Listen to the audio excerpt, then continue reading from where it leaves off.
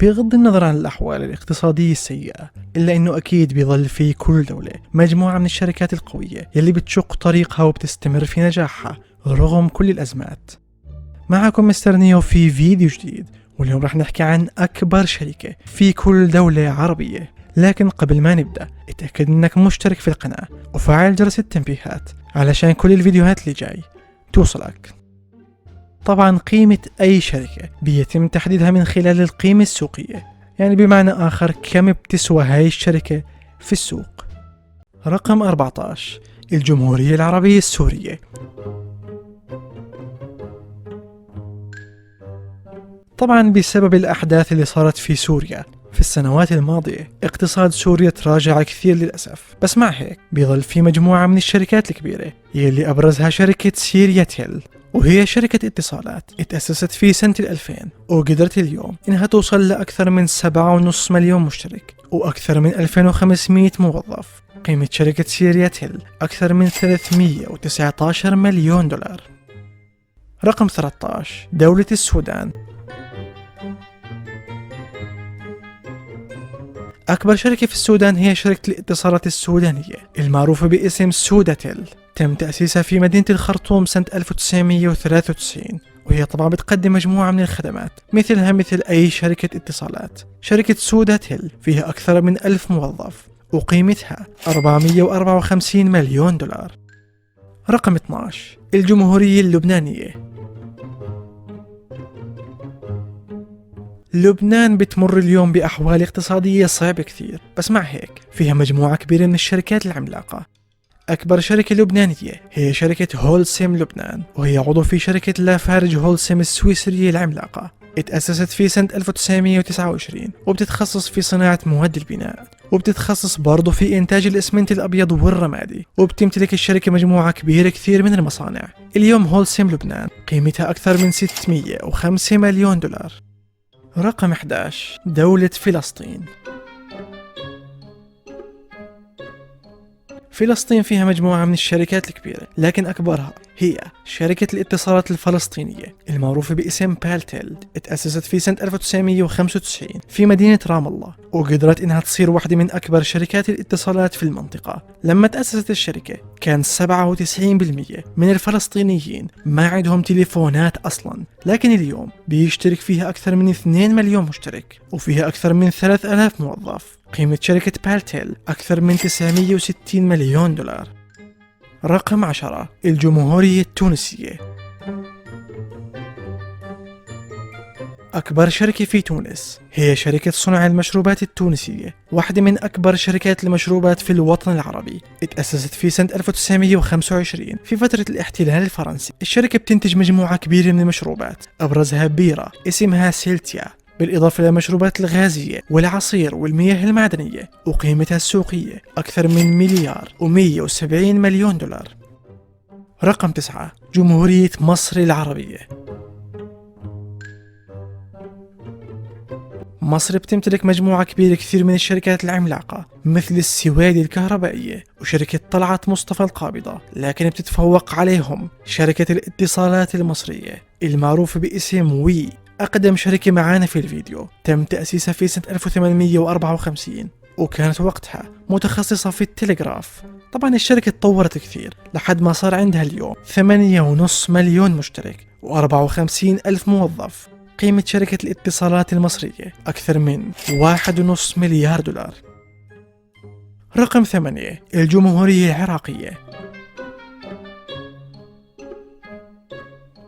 أكبر شركة في العراق هي شركة آسيا سيل، وهي شركة اتصالات تم إنشائها في سنة 1999 في مدينة السليمانية على إيد رجل الأعمال العراقي فاروق مصطفى رسول، وقدرت إنها تكون اليوم أكبر شركة عراقية لدرجة إنه بيشترك فيها أكثر من 12 مليون عراقي، وبتخدم في كل المحافظات العراقية. آسيا سيل عدد موظفينها أكثر من 2700 موظف، وقيمتها 1,620 مليون دولار. رقم 7، سلطنة عمان. أكبر شركة في عمان هي شركة عمان تيل، أول وأكبر شركة اتصالات عمانية. تم تأسيسها في سنة 1996، ومن وقت ما بلشت سيطرت على سوق الاتصالات في عمان، وقدرت إنها توظف أكثر من 4000 موظف وتوصل لأكثر من 3 مليون مشترك. اليوم شركة عمان تل قيمتها أكثر من 1.7 مليار دولار. رقم 6. مملكة البحرين. أكبر شركة بحرينية هي شركة ألمنيوم البحرين المعروفة باسم ألبا. الشركة باختصار بتستخرج الألمنيوم ومن بعدها بيتم صهره وتشكيله، وبتنتج برضو مجموعة كبيرة من السبائك والقضبان وغيرها من منتجات الألمنيوم. اليوم شركة ألبا بتوظف 3100 موظف وقيمتها أكثر من 3.9 مليار دولار. رقم 5. المملكة الأردنية الهاشمية. مع إنه الأوضاع الاقتصادية في الأردن للأسف مش كثير منيحة، بس مع هيك فيها شركتين من بين الأقوى في الوطن العربي يلي هن شركة مناجم الفوسفات، بالإضافة لأكبر شركة أردنية شركة البوتاس العربية.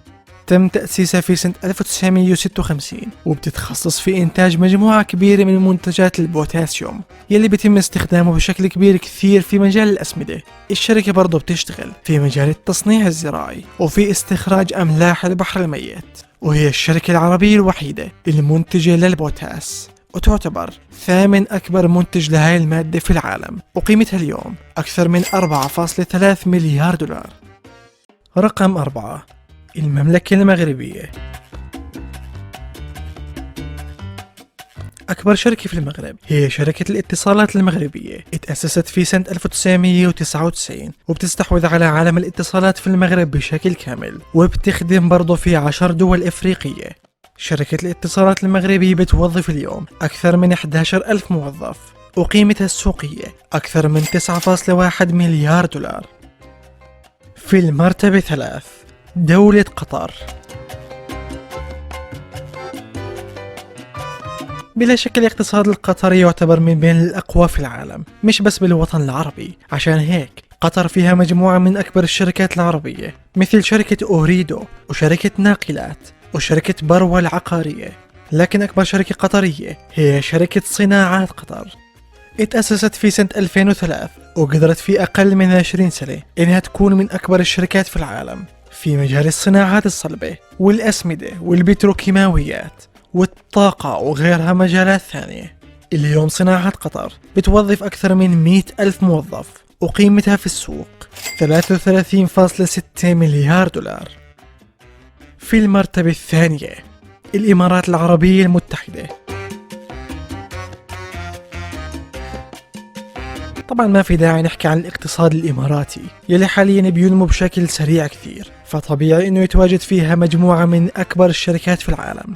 عندك مثلا شركة ألفا ظبي وآدنوك ومجموعة الإمارات وشركة اتصالات. أما أكبر شركة إماراتية فهي الشركة العالمية القابضة، شركة استثمارات عملاقة اتأسست في سنة 1998 في مدينة أبو ظبي، وهي بتتخصص في تطوير وإدارة الشركات والاستثمار في صناعة الغذاء والعقارات والبناء والتكنولوجيا والتسويق والاتصالات. بالمختصر الشركة بتستثمر في كل إشي ممكن تتخيله، وبيترأسها اليوم الشيخ طحنون بن زايد.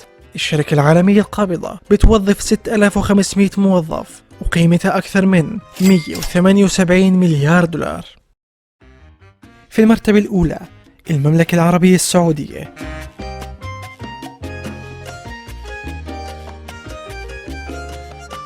طبعا الاقتصاد المملكة يعتبر من بين أقوى 20 اقتصاد في العالم، وبتحتوي المملكة على مجموعة من أكبر الشركات العالمية مثل شركة سابك وشركة STC وشركة معادن. لكن طبعا أكبر شركة سعودية هي شركة أرامكو. شركة أرامكو بتتخصص في إنتاج النفط والبتروكيماويات والغاز الطبيعي، وبتشتغل برضو في تسويق هاي المنتجات وبيعها. اتأسست في سنة 1933 وهي اليوم ثاني أغلى شركة بالعالم بقيمة أكثر من 2.3 تريليون دولار.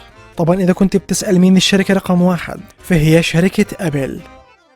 لا تسكر الفيديو لأنه لسه ما خلص. في عنا 4 دول عربية أكبر شركة فيها قيمتها مش معروفة لأنها كلها شركات خاصة ومش موجودة في السوق أصلا، هاي الشركات كبيرة كثير، ولو دخلت القائمة ممكن قيمتها تتخطى 100 مليار دولار، بس بما إنه قيمتها مش معروفة فراح أحطها لحالها. دولة اليمن. أكبر شركة في اليمن هي مجموعة هايل سعيد أنعام، اتأسست في سنة 1938 في مدينة تعز اليمنية، وهي بتتخصص في استيراد وتصدير البضائع وفي قطاعات التصنيع والتجارة. اليوم الشركة بتضم تحت إيدها أكثر من 92 شركة ثانية، وبتوظف 38 ألف موظف. أما دخلها السنوي أكثر من 10 مليار دولار. الجمهورية الليبية. طبعا ليبيا زي ما هو معروف مرت بأوضاع سيئة كثير، بس مع هيك فيها مجموعة كبيرة من الشركات العملاقة مثل اتصالات ليبيانا والإسمنت العربي، بالإضافة لأكبر شركة ليبية شركة النفط الوطنية، اتأسست في سنة 1970 وبتمتلكها الحكومة الليبية.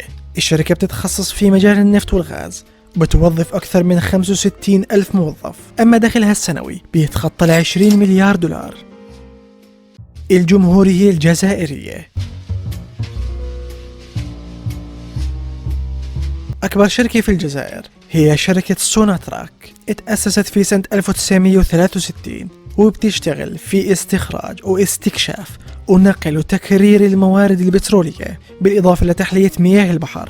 الشركة تطورت بشكل مخيف من وقت ما تأسست، لدرجة إنها اليوم بتوظف أكثر من 200 ألف موظف، ودخلها السنوي بيتخطى 30 مليار دولار. دولة الكويت. الكويت واحدة من أقوى الدول اقتصاديا في الوطن العربي، فطبيعي كثير إنه يكون في مجموعة من الشركات العملاقة مثل شركة زين وأجيلتي، لكن أكبر شركة في الكويت هي بدون منازع شركة البترول الكويتية، وهي شركة حكومية اتأسست سنة 1980 في مدينة الكويت. الشركة مختصة في إنتاج النفط وتكريره ونقله من خلال مجموعة كبيرة من الشركات التابعة إلها. طبعا قيمتها زي ما حكينا مش معروفة، لكن دخلها السنوي بيتخطى 50 مليار دولار. للأسف في 4 دول عربية ما دخلت الفيديو بسبب نقص المعلومات.